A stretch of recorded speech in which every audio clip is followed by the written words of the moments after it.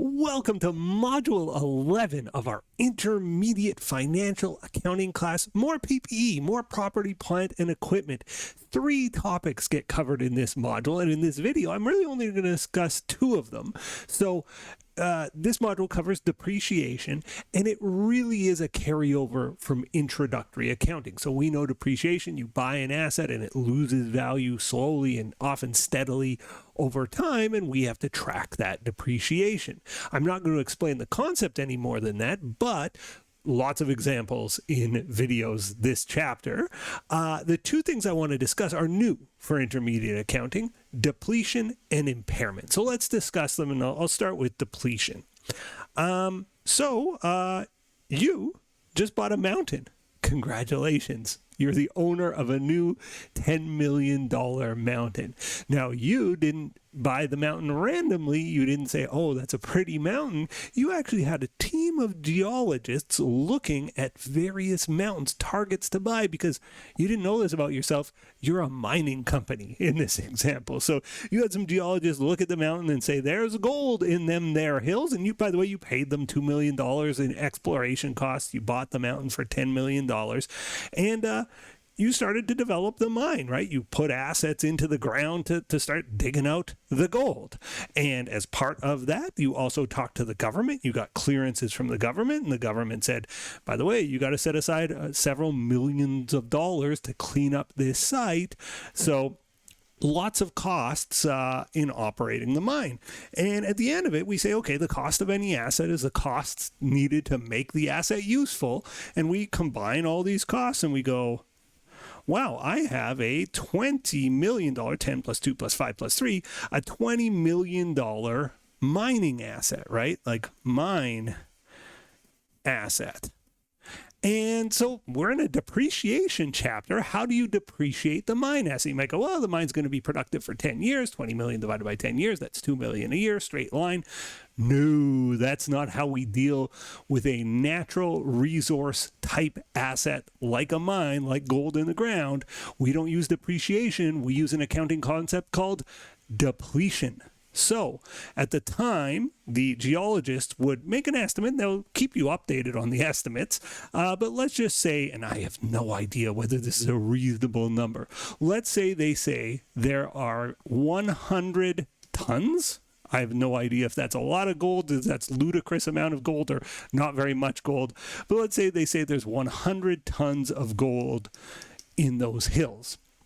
And during our first year of extracting gold, of mining gold, we mine up 5 tons of gold.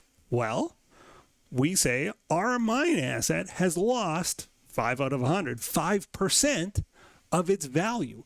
And we decrease the value of the asset based on how much of the natural resource has been mined from the asset. So that's depletion. We're depleting an asset. Now, interestingly, it doesn't create a depletion expense or a depreciation expense.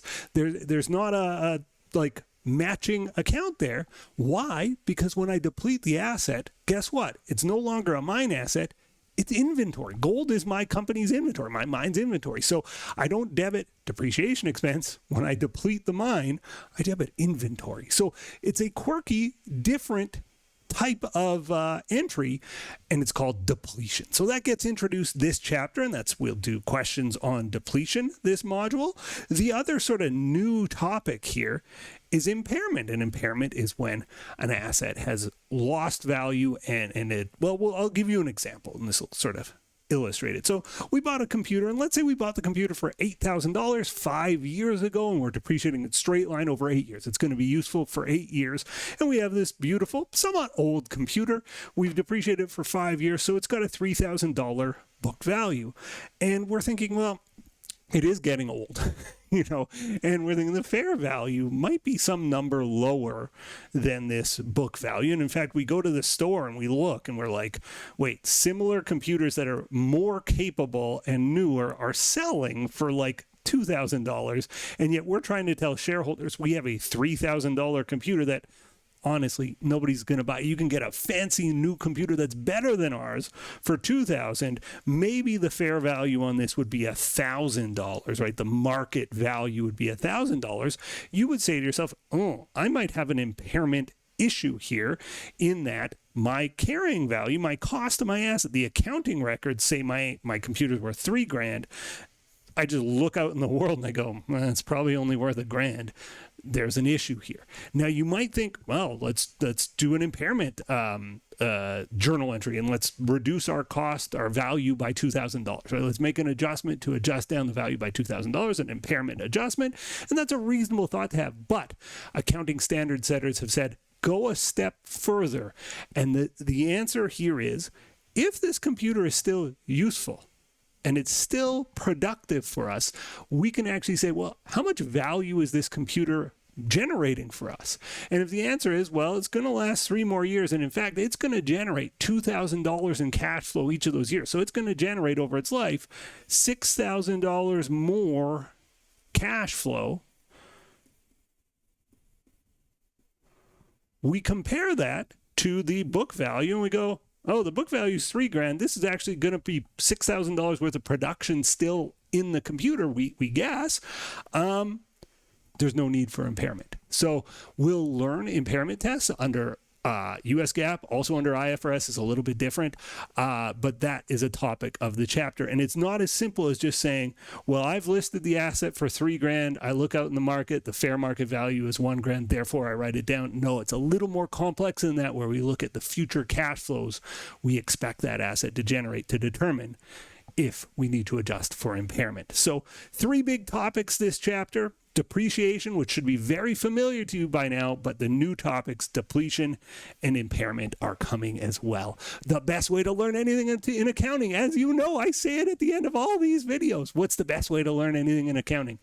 Do examples, practice, and I've got lots of practice waiting for you. So thanks for watching, and I'll see you in the next video. I can't wait to get started. Bye for now.